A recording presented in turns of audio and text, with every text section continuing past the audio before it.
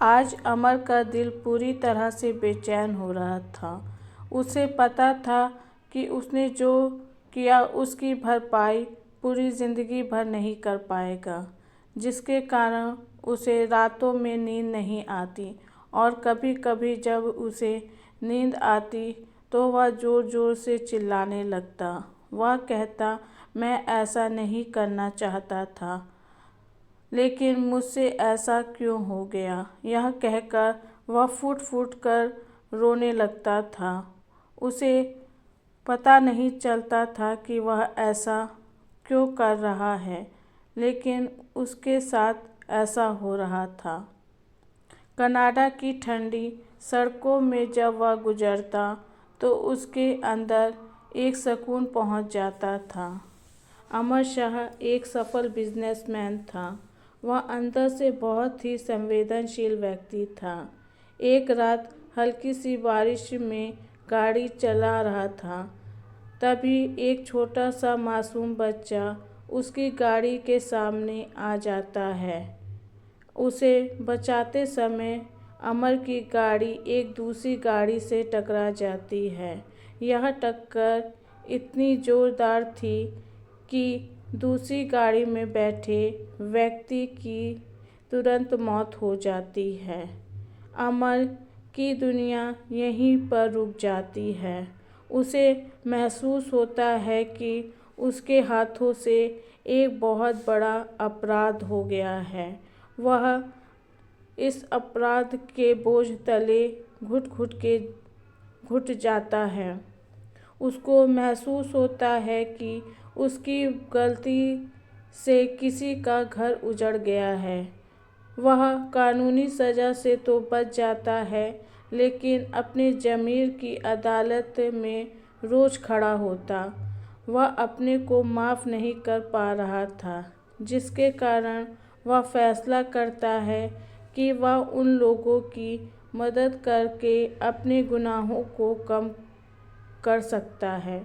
दूसरी ओर गाड़ी में जो व्यक्ति मरा होता है उसका नाम शेखर होता है।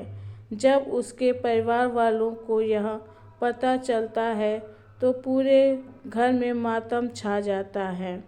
और जब शेखर का शव कनाडा से भारत जाता है तो अमर भी अपनी गलती सुधारने के लिए उसके साथ भारत चला जाता है और वह शव के साथ ही अपने गुनाहों की माफ़ी मांगने के लिए जा रहा होता है।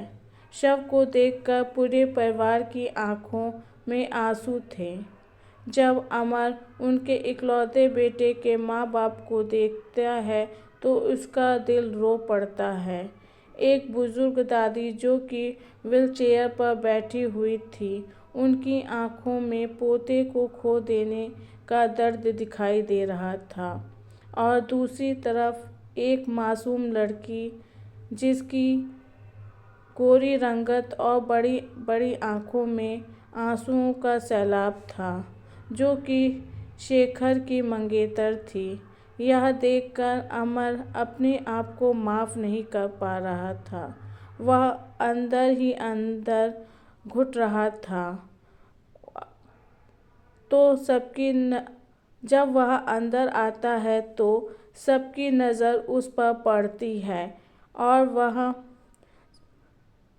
कहता है कि मैं शेखर का बहुत अच्छा दोस्त हूँ। फिर वह सबको धीरे धीरे संभालने की कोशिश करने लगता है। वह शेखर के पिता से कहता कि आपका एक बेटा चला गया है तो क्या हुआ, दूसरा बेटा आपके सामने खड़ा है। यह सुनकर पूरे परिवार की आंखों में नमी उतर आती है। शेखर उसके पिता के साथ मिलकर उनके बिजनेस को संभालने लगता है। वह उसकी माँ की भी मदद किया करता। वह अपनी बातों से पूरे परिवार का दिल जीत लेता है लेकिन जब वह शेखर की मंगेतर प्रिया को देखता है तो उसकी आंखों में आंसू नहीं, बस एक खामोशी दिखाई देती है। वह लड़की लोगों से दूर हो चुकी थी। उसने कमरे की दीवारों को ही अपनी दुनिया बना ली थी। जब अमर उसकी खामोशी और टूटी हुई मुस्कान देखता तो उसके दिल में एक ख्वाहिश जागती कि काश उसका दर्द थोड़ा कम कर पाता। शुरुआत में तो जब अमर उसके पास जाता तो वह उसे देखकर भाग जाती थी। यह देखकर अमर मायूस हो जाता। एक दिन प्रिया की सहेली उसके घर आती है। वह उसे देखकर परेशान हो जाती है और कहती है कि तूने अपनी क्या हालत कर ली है। शेखर सिर्फ तुम्हारा मंगेतर था, ना कि पति था, जिसका मातम पूरी उम्र भर मनाती रहेगी। अपने माँ बाप के बारे में कुछ नहीं सोच रही है और उनकी क्या हालत है। तेरी हालत देखकर वह कितने दुखी हैं।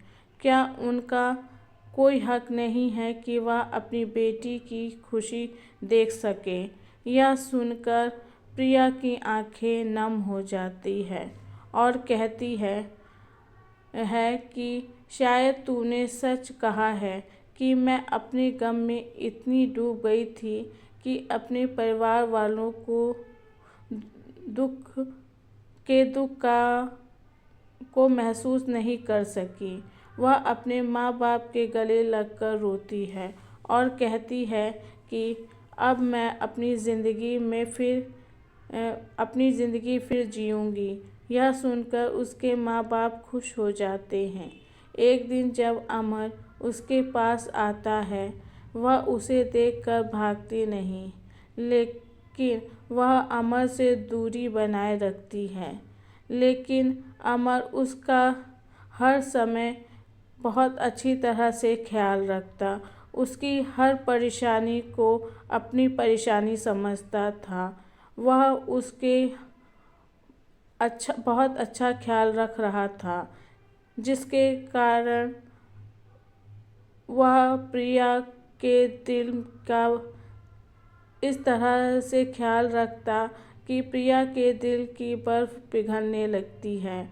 वह फिर से मुस्कुराने लगती है, फिर से जीना सीखती है। दोनों के बीच अब एक अनकहा रिश्ता बनने लगता है। लेकिन हर मुस्कान के पीछे अमर का अपराध बोध छुपा होता है। एक दिन प्रिया के पास एक कॉल आती है। उसे अमर के बारे में सब कुछ पता चल जाता है। जब प्रिया को सच्चाई पता चलती है तो वह सोचती है कि जिस इंसान ने मुझे जीना सिखाया वही शेखर की मौत की वजह है। यह सोचकर वह दुखी हो जाती है और अंदर से टूट जाती है। उसकी दुनिया दूसरी बार टूट जाती है। वह अमर के पास जाकर चीख कर कहती है, जिसने मेरा सब कुछ छीन लिया उसी ने मेरा सहारा बनने की कोशिश क्यों की। यह सुनकर अमर चुप रहता है। वह कोई भी सफाई नहीं देता। वह खुद को दोष देता है और बिना कुछ कहे वहाँ से चला जाता है। फिर से प्रिया अकेली पड़ जाती है, लेकिन इस बार उसका दर्द अलग था। वह सोचती है कि अमर को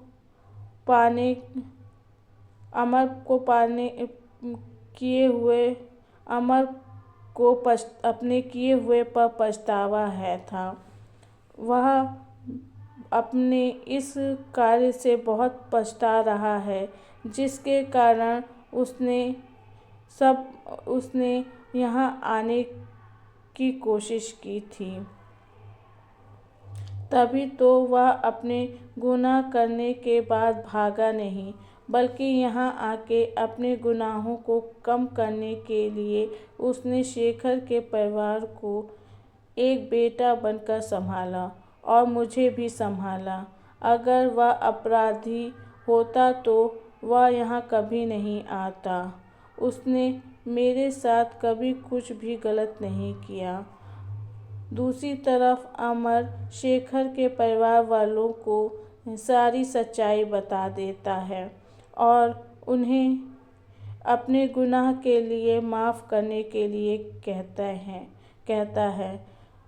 शेखर के परिवार वाले उसे माफ़ करके गले लगा देते हैं और कहते हैं कि ऐसा दोस्त हर किसी की ज़िंदगी में होना चाहिए, क्योंकि तुमने जो गुनाह किया था वह गुनाह करके तुम अपने गुनाहों को सुधारने के लिए एक स्तंभ की तरह हमारे परिवार के साथ खड़े रहे।